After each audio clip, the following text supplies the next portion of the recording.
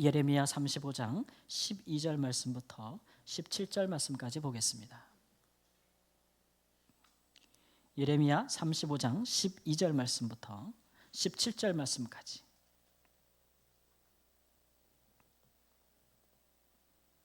앞에 화면을 참조하시고 35장 12절 말씀부터 제가 읽겠습니다. 우리 교독하겠습니다.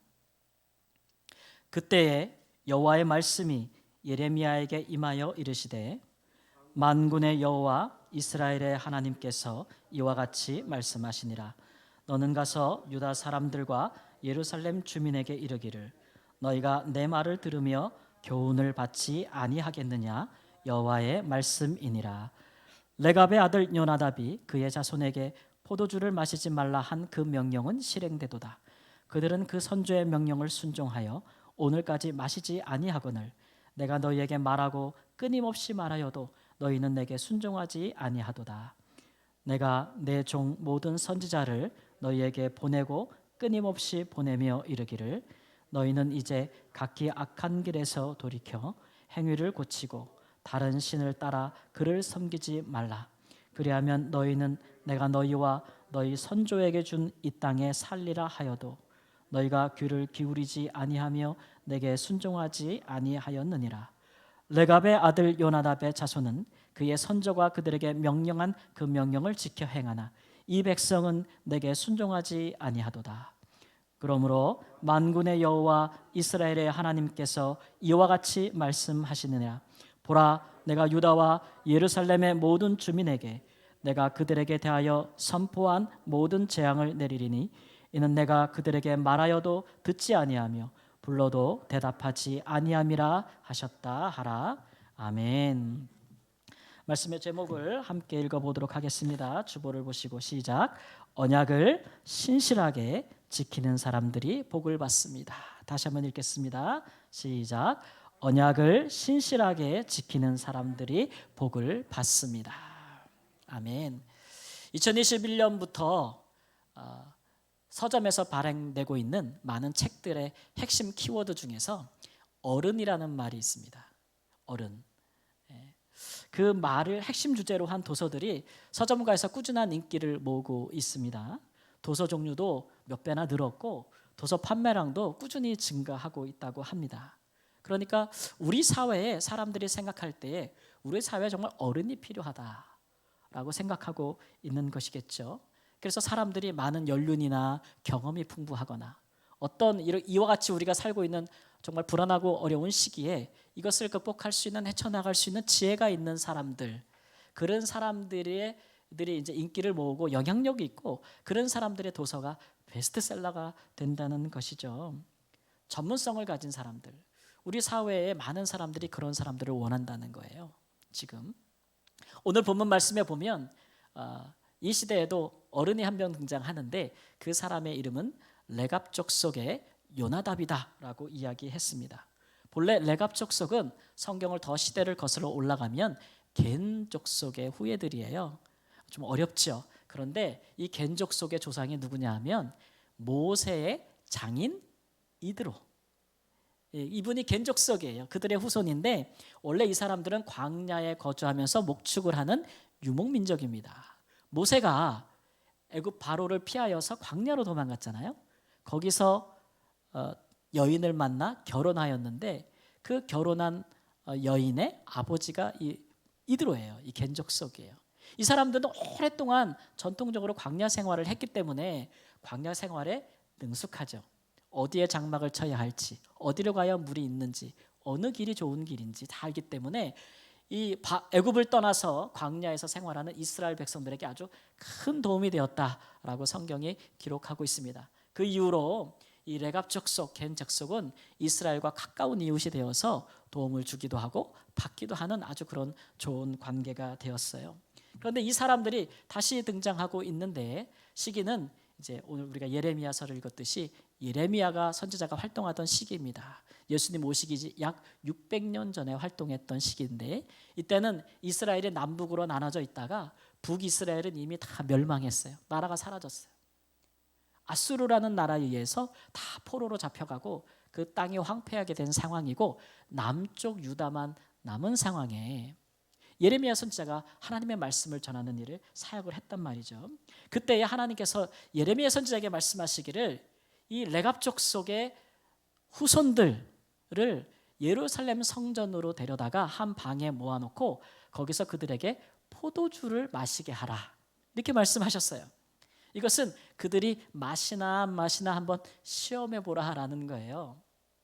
이 레갑 족속 이 요나답의 후손들은 절대 포도주를 마시지 않았습니다.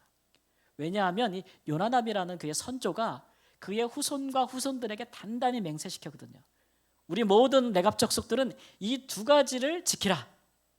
그 첫 번째가 뭐냐하면 절대 집을 짓고 정착해서 살지 말아라. 땅에서 농사 짓고 그렇게 살지 말아라. 이게 첫 번째요. 두 번째는 땅에서 나는 소산 중에서 포도주를 절대 마시지 말아라.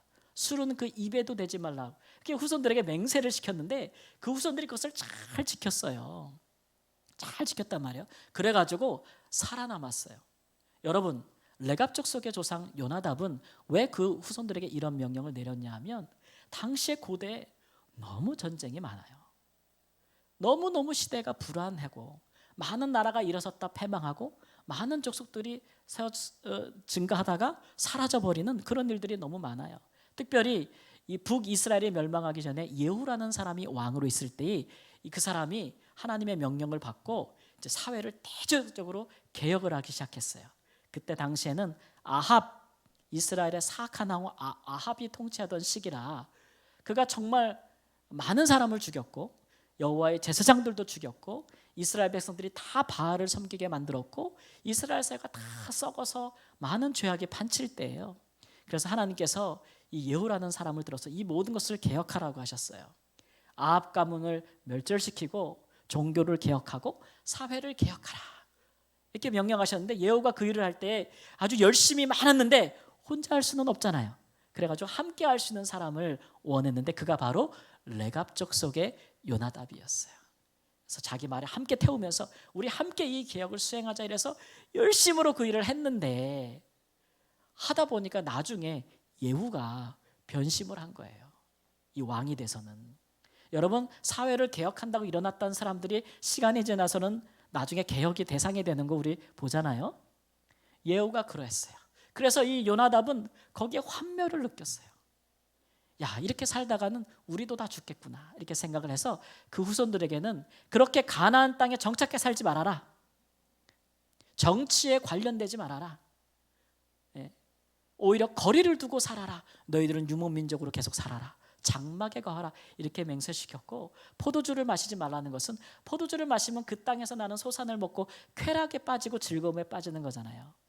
그러면은 정착할까 봐 절대 입에 대지도 말라, 이렇게 했는데 그래서 그런지 이것을 후손들이 잘 지켰는데 그래서 후손들이 시대가 어떻게 하든 전쟁이 일어나든 뭐 어떤 시대가 오든 이 레갑의 후손들은 잘 살아남았어요. 크게 다른 사람들 눈에 띄지 않으니까 잘 살아남았다는 거예요. 하나님께서 이 사람들에게 이렇게 선지자 보고 하라 하신 이유가 있으신 거예요. 당시 이 남유다가 아주 위태로운 사항이었거든요. 이제 그들은 멸망을 앞두고 있었어요. 한 나라가. 그러니까 사람들이 막 소란스럽죠. 우리가 어떻게 될 것인가? 이 민족의 운명이 어떻게 될 것인가? 불안해하고 위기가 닥쳐왔는데 하나님께서 이 레갑 족속 요나답의 후손들의 이야기를 통해서 이 위기가 너희들에게 왜 왔는지에 대해서 설명을 하고 이 위기를 극복하려면 어떻게 해야 되는지에 대해서 분명한 메시지를 주려고 하신 거예요. 여러분, 우리가 지금 살고 있는 21세기에 이제 첫 20년이 지나가고 있는데 어느 시대보다도 정말 위기와 불안함이 있지 않습니까? 전쟁이 확정될까 봐 우리 불안하고 이 시기가 너무 경제적으로도 어려울 것이라고 예상되고 있어요. 이럴 때 정말 요나답 같이 그 자신과 후손들이 평안하고 안전하게 살 수 있는 지혜를 주는 멘토가 필요하지 않겠어요? 우리 사회에. 더군다나 우리 사회에 정말 하나님을 믿는 성숙한 그리스도인들이 그런 멘토가 된다면 얼마나 더 우리 사회가 정말 이 위기를 극복하는 데 큰 도움이 되겠습니까?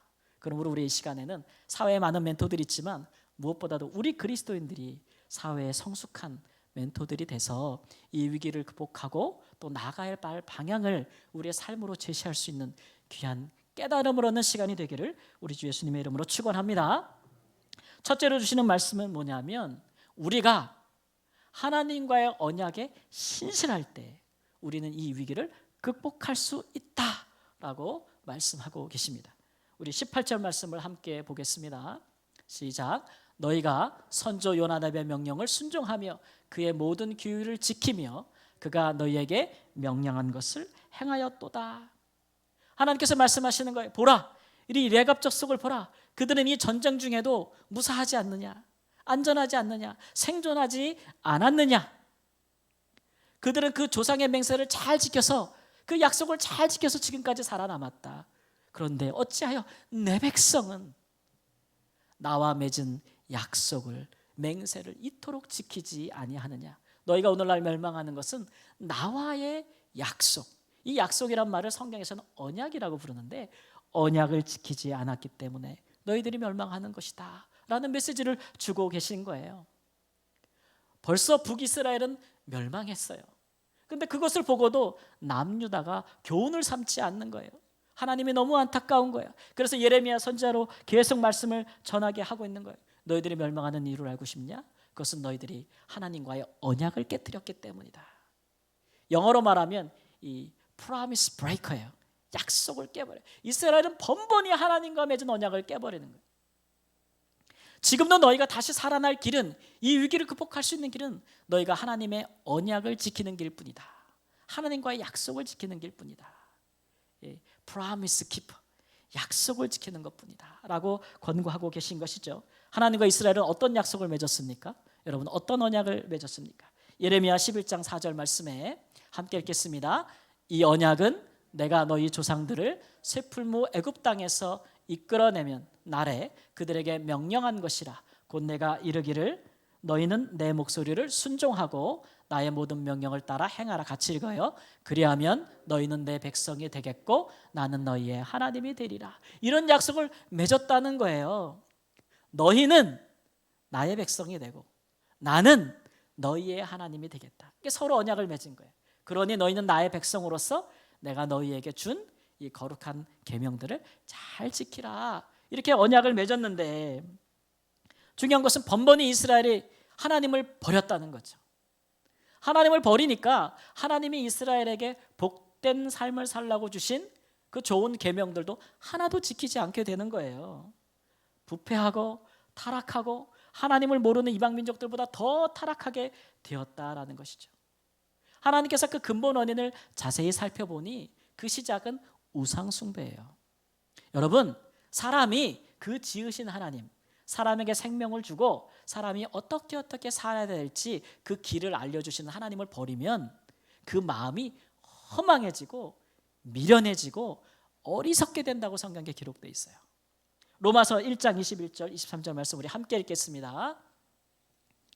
시작. 하나님을 알되 하나님을 영화롭게도 아니하며 감사하지도 아니하고 오히려 그 생각이 허망하여지며 미련한 마음이 어두워졌나니 스스로 죄 있다 하나 어리석게 되어 썩어지지 아니하는 하나님의 영광을 썩어질 사람과 새와 짐승과 기어다니는 동물 모양의 우상으로 바꿨느니라.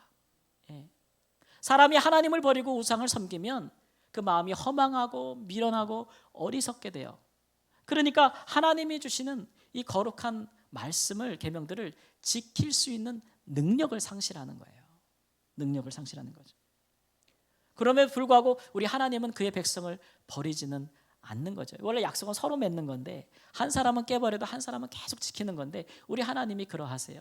이런 하나님의 그의 백성들을 향한 그 신실하심을 우리 예수님께서는 복음서에서 탕자의 비유라고 알려진 이야기로 설명하셨어요. 저는 이게 없는 얘기를 만들어낸 것이라고 생각하지 않고 실제로 있었던 얘기라고 생각을 하는데, 사실 우리가 탕자의 비유로 알고 있지만 이야기를 자세히 읽어보면 오히려 그 아버지를 버리고 집을 떠난 아들을 끝까지 사랑하고 그가 오기를 애타게 기다리고 그가 돌아올 때에 기쁨으로 그를 맞아주었던 아버지의 이야기라고 할 수가 있어요. 그건 이스라엘의 역사를 고스란히 보여주는 거예요. 이스라엘이 하나님을 버리고 그렇게 하나님의 계명을 버리고 타락하고 회개하지 아니었을 때 결국 그들은 다시 이방 나라의 종이 되었잖아요. 그러나 거기서 하나님 앞에 회개하고 돌아올 때는 우리 하나님이 다시 맞아주시고 그 언약을 회복시켜 주셨다는 것을 말씀해 주고 있어요. 성경의 역사가. 그러니까 하나님의 백성들은 하나님의 언약을 버리면 되겠습니까? 안 되는 거죠. 우리가 사람과 사람과의 약속도 얼마나 소중하게 여겨요. 그 약속을 번번이 깨는 사람과 우리가 신뢰하며 관계를 맺을 수 있겠어요? 없어요. 그런 사람은 뭘 해도 안 돼요. 하물며 살아계신 하나님, 우리를 창조하신 분, 우리에게 생명을 주시는 분, 그분과 우리가 약속을 맺었다면 신실하게 지켜야 하는데 이스라엘이 그러지 못했어요. 예레미야 2장 13절 말씀을 우리가 함께 읽겠습니다. 시작. 내 백성이 두 가지 악을 행하였나니 곧 그들이 생수의 근원되는 나를 버린 것과 스스로 웅덩이를 판 것인데 그것은 그 물을 가두지 못할 터진 웅덩이들이니라. 이스라엘이 하나님을 버린 것은 마치 생수의 근원을 버린 것과 같다. 이렇게 얘기했어요. 여러분 요즘은 뭐 집에서 그냥 틀면 수돗물이 나오지만 우리 뭐 얼마 되지 않았을 과거로 올라가 보면 다 우물물 쓰지 않으셨어요? 저는 저 어릴 때 우물물 썼어요. 저희 나라에서도. 근데 선교지 갔더니 거긴 다 우물물이에요. 네, 수돗물이 없잖아요. 그러니까 우물물을 쓰는데 우물이 없는 사람들은 마을에서 뭐 1km, 2km 떨어진 곳까지 웅덩이를 가요. 심지어는 이렇게 비가 오면 시내가 흘러가는 곳에 건기에는 이렇게 웅덩이를 파죠. 거기서 물을 길러 먹는데 그 물이 깨끗하지 않아요. 그러니까 거기에서 뭐 염소도 먹고 소도 먹고 짐승도 먹고 사람도 다 마시는데 근데 오랜 1년에 8개월의 건기에는 물이 나오지도 않아요. 그러니까 언제 물이 조금 솟아나냐면은 아주 새벽에 해가 뜨기 전에 땅에서 물이 좀 올라와요. 그러니까 물을 얻으려면 사람들이 여성들이나 또는 소녀 여학생들이 새벽 3시, 4시에 집을 나와서 깜깜한데 그 웅덩이 쪽으로 갑니다. 마을 사람들이 다 거기 모여요. 그래가지고 해가 뜰 무렵에 솟아나는 물을 서로 뜨기 위해서 거기서 뭐 정말 싸움이 벌어져요. 서로 밀고 당기고 막 그런 일들이 벌어지는 거예요. 그래서 물 때문에 온 마을이 싸워요. 그 일로. 그날 물을 얻어오지 못하면 그 부인은 집에서 남편한테 구박을 받아요. 타박을 받아요. 그 딸은 그날 새벽에 물을 길어오지 못하면 그날은 학교를 못 가는 날이에요. 왜냐하면 다른 데 가서 더 먼 데 가서 물을 떠와야만 몇 번을 떠와야만 학교를 갈 수 있는데 시간이 그렇게 되나요? 물이 없으면 웅덩이에 있는 물을 갖고 사는 사람들은 그렇게 고통스러워요. 그 물을 마셔도 계속해서 질병, 콜레라, 이질 이런 것에 고통받잖아요. 저는 우물을 많이 팠는데 그래서 근데 마을에 정말 기계를 동원해서 한 1,000만 원 정도 들여가지고 이게 막 땅을 한 40m 파내려가면 안반을 뚫고 내려가면 거기에는 물이 풍부해요. 그걸 파내면 그래서 우리가 생명의 우물이라고 불러요. 말라이 사람들은 마지디모요 그래서 물은 생명이다 이렇게 얘기해요. 물이 팍 솟아나면은 이 생수는 그들에게 참 목마름을 적셔줄 뿐만 아니라 그들의 삶을 다 바꿔놔요. 싸울 일이 없어요. 시간을 아낄 수 있어요. 아이들은 학교 갈 수 있고 병원에 가지 않아도 돼요.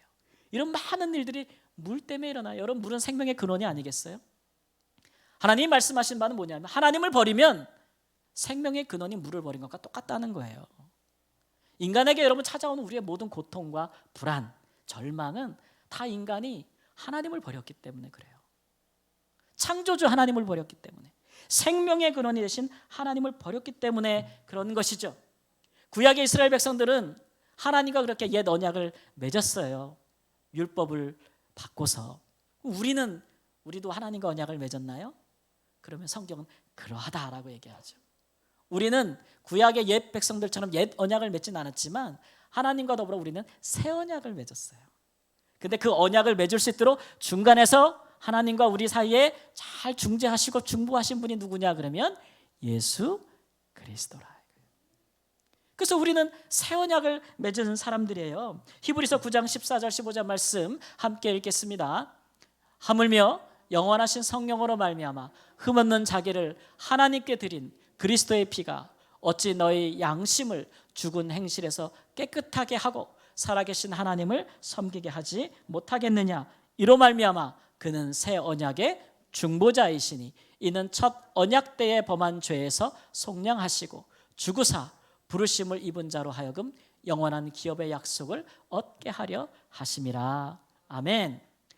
첫 언약을 받은 사람들 이스라엘이 실패했기 때문에 하나님은 예수님 안에서 성령님의 은혜로 말미암아 다시 새 언약을 맺게 하셨는데, 그 언약이 무엇이냐? 그러면 예수님의 은혜, 그의 사랑, 그리고 그가 믿는 자에게 선물로 주신 성령님으로 말미암아 우리를 인도할 때 거기에 순종하는 것.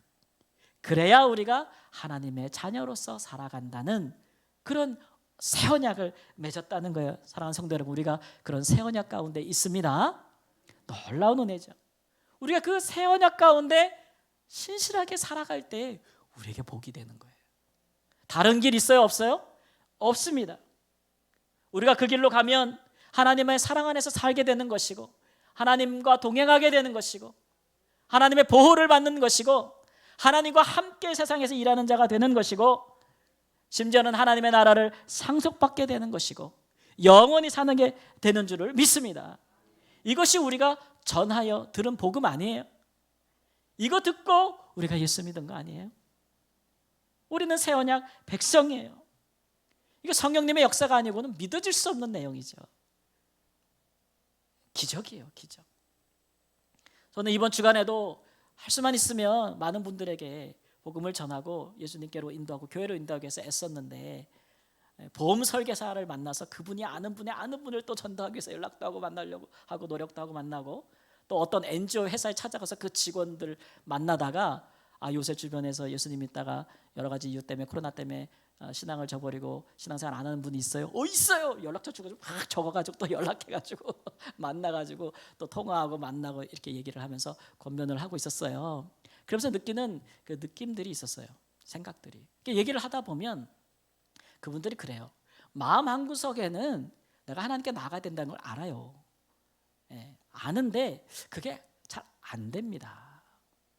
오래됐기 때문에 선뜻 다시 예배하고 다시 그냥 하나님을 이렇게 기도한다는 게 안 돼요. 이렇게 말씀을, 교회 나간다는 게 안 돼요. 그래서 가끔 내가 너무 심한 게 아닌가 그러면 집에서 인터넷 켜가지고 여기저기 교회들 그냥 이렇게 방송을 본다 이렇게 얘기하시더라고요. 근데 그래서 안 되더라고요. 신앙의 회복이 안 되더라고요. 이렇게 말씀을 하세요. 그래서 그 마음을 어찌하면 하나님께 돌아오게 용기를 낼 수 있을까요? 이렇게 얘기하시길래 제가, 마음이 움직이는 거는, 변화되는 거는 기도밖에 없어요. 우리 마음이 변화되고 움직이는 건 기도밖에 없어요. 기도하면 됩니다 라고 얘기했더니 그분이, 근데 기도가 안 돼요. 안 했으니 안 되죠. 기도가 닫혔어요. 주기도문도 겨우 할까 말까예요. 어떡하겠냐고 그래요. 그래서 제가 그랬죠. 기도는 불과 같다. 내가 기도의 불씨가 꺼져버리고, 꺼졌으면 활활 타는 사람한테 붙으면 된다. 그렇잖아요 여러분. 내가 불이 꺼졌으면 불 붙는 사람한테 가서 대문내는 거잖아요. 기도하는 자리에 나가면 내 기도가 살아난다. 불이 살아난다. 불꽃이 살아난다. 그러니까 이러나 저러나 결론은 하나님 앞에 나와서 예배해야 돼요. 기도해야 돼요. 계속 이제 권면하고 있어요. 사랑하는 성도님들, 그렇죠. 하나님의 백성들이 사는 길은 하나예요. 그 길대로 못 살면 마음에 엄청난 부담감이 있어요. 편치 아니에요. 하나님을 마음에서 저 구석에 밀어놨는데 어떻게 우리가 하나님의 은혜 가운데, 하나님의 사랑 가운데 충만한 삶을 살 수 있겠어요? 이 기회에 말씀 드려야겠다. 우리 성도님들 기도가 살아나야 돼요. 기도가 막 활활 타올라야 돼요. 우리 다산성학교. 그래야 하나님이 역사하시는 거죠. 금요기도에 오세요. 기도가 점점 불타고 있어요. 할렐루야. 기도가 뜨거워지고 있어요. 여러분 나오세요. 기도하는 자가 하나님의 새 언약의 백성으로 살 수가 있습니다. 사랑하는 성도 여러분, 세상이 아무리 요란하고 번하여도 우리가 변치 않는 것이 있는데, 하나님과 우리 사이에 맺은 새 언약입니다. 우리가 거기에 신실해야 돼요. 신실해야 돼요. 예수님의 말씀, 하나님의 말씀 잘 사모하고 듣고 깨닫고 그대로 살아야겠다라는 그런 마음, 그런 삶과 결단들, 그리고 내가 은혜 받을 때 성경이 내 마음에 다 감동하시면, 그대로 내가 순종하겠다. 그 길이 우리에게 가장 복된 길임을 믿습니다. 우리가 만일 그렇게 살지 아니하면 하나님께서 그 남유다에게 레갑 족속의 후손들을 들어서 얘들은 지 조상의 맹세도 이렇게 잘 지켜서 잘 되고 있는데 너희들은 어찌하여 하나님과 이런 언약을 맺고도 지키지 못하느냐라는 책망을 들을 수밖에 없어요. 우리가 새 언약 안에 있음을 감사하고 신실하게 지켜서 이 시대에 정말 성숙한 그리스도인들이 되어서 모든 위기를 극복하고 이 시대를 향한 하나님의 부르심에 응답하시는 귀한 은혜가 있기를 우리 주 예수님의 이름으로 축원합니다. 아멘. 둘째는, 또 하나는 우리가 하나님의 새 언약 안에 있는 운명 공동체라는 것, 운명 공동체라는 것을 기억해야 합니다. 19절 말씀 함께 읽겠습니다. 그러므로 만군의 여호와 이스라엘 하나님께서 이와 같이 말씀하시니라. 레갑의 아들 요나답에게서 내 앞에 설 사람이 영원히 끊어지지 아니하니라 하시니라. 이 선조의 맹세를 잘 지키는 요나답과 그의 후손들을 하나님께서 보시면서 그 후손들의 후손들까지 하나님께서 책임지시겠다라고 얘기하고 있는 거예요. 심지어는 그들 중에서 하나님 앞에 서는 자들이 끊어지지 않게 하겠다라고 축복하시는 거예요. 이 사람과의 맹세도 이렇게 잘 지켜도 하나님이 축복해요. 그러니 하나님과의 약속을 잘 지키는 사람은 하나님이 얼마나 더 축복하시겠어요? 말할 필요가 없지. 우리 하나님 그런 분이에요. 여러분, 우리가 살고 있는 시대를 나노 시대라고 합니다. 나노 시대 들어보셨죠? 이 나노란 말은 원래 그리스어의 나노스라는 말에서 유래한 것인데 그 어원의 의미가 난쟁이라는 말이에요. 굉장히 불쾌한 말이죠. 난쟁이라는 말인데, 근데 이게 이제 나노란 말로 오늘날 우리가 쓰고 있는데, 이것은 사람이 눈으로 볼 수 없는 정도로 나누어진 아주 세밀한 정밀하다는 의미인데, 그래서 마치 뭐 1나노미터라는 것이 1m를 10억 분의 1로 나눈 거래요. 10억 분의 1로. 그러니까 뭐 쉽게 이해를 도우면 우리 머리카락 하나를 8만 분의 1로 나눈 그런 크기니까 얼마나 작아요. 사실 우리가 지금 누리고 있는 우리의 모든 문화의 이 여러분 이 편리함과 풍요로움은 이 다 나노 기술에 의지하고 있어요. 우리가 기술이 대단한 것이죠. 그런데 우리가 과학 기술이나 이런 기술만 그런 것은 아니고 이 나노 시대라는 것이 보통 우리가 사람들과 살아갈 때에 우리 사람과의 관계 또는 우리 사회의 여러 측면에 이 나노의 가치관들이 적용되고 있다는 거예요. 그러니까 뭐냐면 끊임없이 나누는 거죠. 끊임없이 분리하는 거죠. 해체하는 거예요. 가정도 나누고 해체하는 거예요. 세대도 나누는 거예요. 자꾸 나누는 거죠. 계층도 자꾸 나누는 거예요. 그렇게 해서 나눠서 서로 경쟁하는 거죠. 대립하는 거예요. 그래서 발전하는 거. 근데 그런 것들이 우리 시대의 세계관을 이루고 있다라는 것이에요. 근데 여러분, 오늘 이 말씀에서 말씀하시는 것은 하나님은 반대예요. 하나님은 나누기보다 합하세요. 세대와 세대를 합하고 사회 계층이 달라도 합하시고 가정을 하나 되게 하고 연합하게 하는 거, 분리하지 않고 대립시키는 것이 아니라 협력하게 하시는 분이 우리 하나님이시는 거죠. 요즘은 사람들끼리 어우러지는 것에 대한 경계심이 강하잖아요. 코로나가 거기에 기름을 부었어요. 물론 각 세대와 계층의 다른 특성들이 있겠지요. 그러나 그렇게 항상 나누는 것만이 정답은 아닙니다. 특별히 위기의 시대에는요, 오히려 인생을 좀 이렇게 통째로 보는 그런 시각이 필요해요. 그렇죠? 뭐 20대만 중요하다, 막 30대만 중요하다, 막 이렇게 세대별로 딱 잘라서 사는 것이 아니고 인생을 좀 통째로 보는 그런 시각이 필요하지 않겠어요? 이걸 우리가 통시적인 관점이라고 불러요. 통시적인 관점. 그런 관점들이 필요한데 우리 하나님이 그런 거를 가지고 계세요. 서로 좀 이해하고 좀 용납하고 달라도 좀 받아주고 끊임없이 서로 소통하는 것. 그런 사회가 건강하지 않겠어요? 여러분, 모든 세대가 다 모이는 데가 세상에 교회밖에 없는 것 같아요. 교회가 이런 것에 정말 좋은 대안이 될 수 있는데 하나님이 하나님의 백성들을 그와 같이 인도하시기 때문에 그래요. 하나님은 우리를 하나의 언약 안에 있는 운명 공동체로 보신다는 것이죠.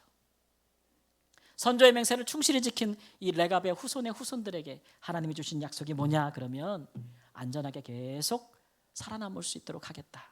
많은 전쟁과 민족의 멸망과 흥망성쇠에도 불구하고 너희들은 계속 평안히 거할 것이다 라는 약속이 있고, 또 하나는 너희들 중에서 후손들 중에서 하나님 앞에 서는 자들이 끊어지지 아니할 것이다.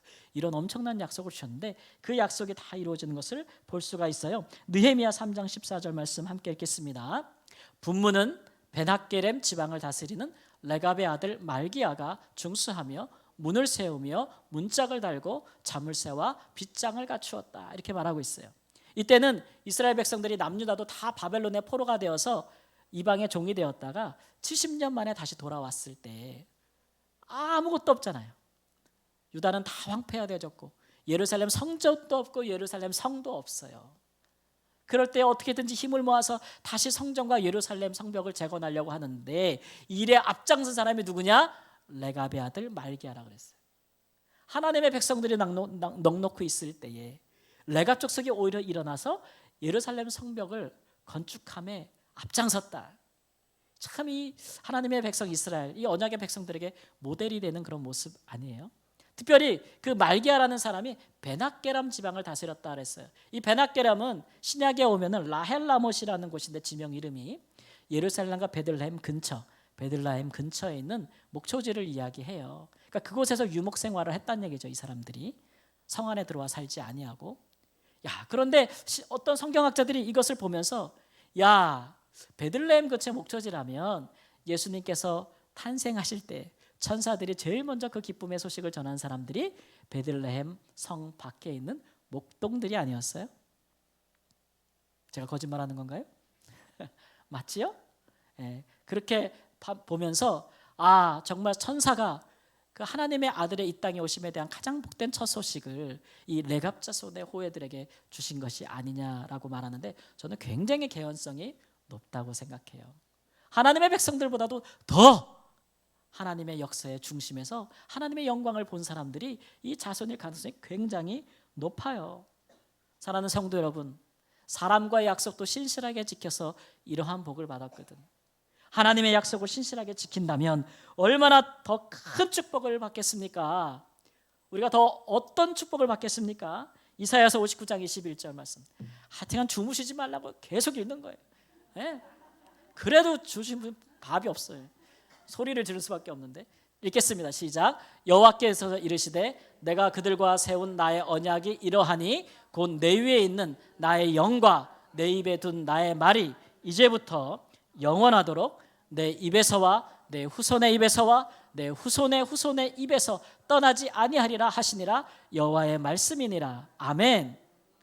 하나님께서 그 언약을 신실히 지킨 자에게 주시는 복이 뭐냐면 너와 내 후손과 내 후손의 후손의 그 입에 하나님의 말씀이 떠나지 않나. 하나님의 영이 떠나지 아니할 것이다. 하나님이 물론 우리 인생도 돌보시지만 여러분 이만한 축복이 없어요. 우리의 후손들이 우리가 책임질 수 있는 영혼들이에요. 우리 인생의 날을 계수해 보세요. 어쩌면 우리 자녀들에게 우리가 가장 필요한 순간에 우리는 이 땅에 없을지도 몰라요. 어떤 세상 사람들은 자녀를 가장 축복하고 자녀에게 가장 남겨줄 수 있는 좋은 유산이 돈이라고 생각하는 사람들이 많지요. 잠시 좋을 수는 있어요. 그런데 시대가 요란하고 위기가 오고 막 이러면 그런 것들은 정말 하나님 말씀처럼 들의 풀의 꽃과 같이 바람이 불면 사라지는 것들이에요. 여러분 인생을 돌아보세요. 우리 어르신들의 인생이 20세기가 얼마나 어려운 일들이 많았어요. 그럴 때 영원한 것이 있던가요? 재물이 영원하던가요? 사람의 권력이 영원하던가요? 사람이 누리는 쾌락을 쫓아가는 사람들이 평안을 누릴 수 있던가요? 아니란 말이에요. 그런 것들은 하나님이 주시는 건데 하나님의 사람들에게 주시는 겁니다. 여러분 우리가 책임질 수 없어요. 그러나 하나님은 영원하시니까 하나님은 책임지실 수 있습니다. 세상이 변하여도 하나님의 백성들은 흔들리지 아니합니다. 하나님의 성령을 거두지 아니하시고 그 사람에게 하나님의 말씀을 영원히 두시기 때문에 우리 후손들이 대대로 하나님을 섬겨서 하나님 나라를 상속받을 줄을 믿습니다. 사랑하는 성도 여러분, 이것이 우리가 우리의 자녀들에게 물려줘야 할 진정한 유산입니다. 유산입니다. 그래야 그 자녀들이 우리 없을 때도 하나님 앞에 사는 거예요. 이걸 위해서 우리가 정말 남은 여생 최선을 다해야 돼요. 자녀를 볼 기회가 있으면 붙들고 기도해 줘야 돼. 저는 우리 신앙의 목표 중에 하나가 내년에 우리 성도님들 가정에 가정 예배는 너무 어려운 것 같고 가정 기도회가 회복되기를 원한다는 목표를 기도 중에 잡았어요. 그 얘기는 뭐냐면 자녀들과 함께 모일 때 반드시 기도하라는 거예요. 부모님이 자녀가 듣게. 그리고 그 기도가 이루어지는 순간 그가 하나님께 돌아올 수 있도록. 부모의 나를 위한 기도의 소리를 듣고 사는 자라는 자녀는 절대 타락하지 않아요. 그거 어색하다고 안 하고 뭐 하고 안 하면 자녀를 얻겠어요? 그 영혼을 얻겠냐고요. 할 수만 있으면 하고 자녀가 어리면 이게 둘러앉아서 일주일에 한 번씩 자녀를 위해 손잡고 기도해주고 자녀가 장성하여 뭐 말을 듣지 않으면 야 그래도 내가 너를 위해서 기도한다. 밥 먹을 때라도 야 내가 기도할게. 내가 너를 위해 기도하는 같이 기도하는 내 소원이다. 한번 예배 나가서 하나님께 한번 경배하는 거 내 소원이다. 그런 간절한 마음으로 하면 그게 쌓이고 쌓이면 우리의 사랑하는 자녀들이 부모를 보고 하나님을 보지 않겠어요? 우리 언약 공동체예요. 네? 우리 신앙은 절대 개인주의가 아니에요. 하나님의 나를 향한 이 구원의 약속 안에 우리의 자녀들도 있는 것이고 그 자녀의 자녀들도 있는 것입니다. 우리가 이런 생각을 꼭 가져야 될 줄을 믿습니다. 사랑하는 성도 여러분, 이 시대가 우리에게 성숙한 그리스도인이 되라고 아주 간절히 요청하고 있습니다. 성숙한 그리스도인이 누구입니까? 주 안에서 믿음으로 하나님과 맺은 이 언약에 신실한 사람들이 아닙니까? 하나님의 말씀을 사모하고 하나님의 말씀을 주시면 그 말씀대로 행하기를 주저하지 않고 그 일에 내 힘이 부족하다고 생각하면 하나님 앞에 나와서 기도하면서 성령으로 말미암아 새 힘을 얻고 자기 자신뿐만 아니라 자기 자녀들과 함께 더불어 그렇게 하나님 앞에 서는 그런 성숙한 그리스도인들이 우리 가정을 살릴 뿐만 아니라 교회도 살리고 결국은 이 민족도 살리게 될 줄을 믿습니다. 이 믿음 안에서 떠나지 아니하시고 굳건히 잡으셔서 언약 백성으로서의 새로운 삶을 시작하시기를 우리 주 예수님의 이름으로 축원합니다. 기도하겠습니다.